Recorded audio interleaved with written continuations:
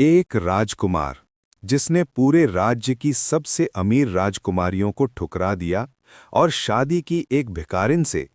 लेकिन जब सच्चाई सामने आई तो पूरा महल हिल गया। कहानी राजकुमार और भिखारिन की शादी। बहुत समय पहले एक समृद्ध राज्य था। उस राज्य का राजकुमार बहुत ही समझदार और दयालु था।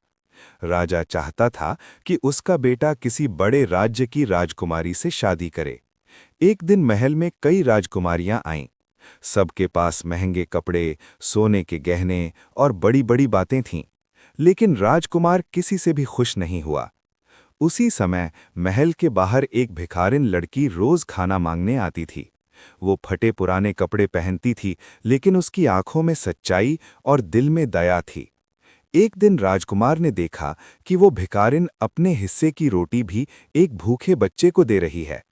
ये देखकर राजकुमार के मन में एक विचार आया। अगले दिन उसने पूरे राज्य में घोषणा कर दी, मैं उसी लड़की से शादी करूंगा जिसका दिल सबसे अच्छा होगा। सबको लगा कि वो किसी राजकुमारी को चुनेगा। लेकिन जब शादी का दिन आया तो राजकुमार ने सबके सामने उस भिखारिन का हाथ पकड़ लिया। ये देखकर पूरा दरबार हैरान रह गया। राजा भी गुस्से से भर गया।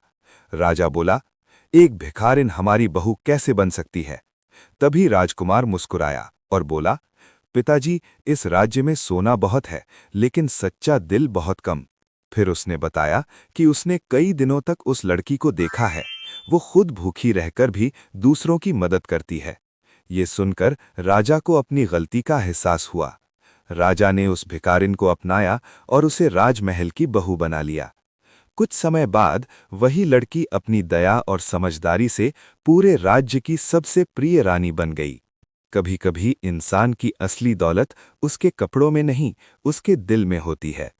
अगर कहानी अच्छी लगी तो लाइक, शेयर और सब्सक्राइब जरूर करें।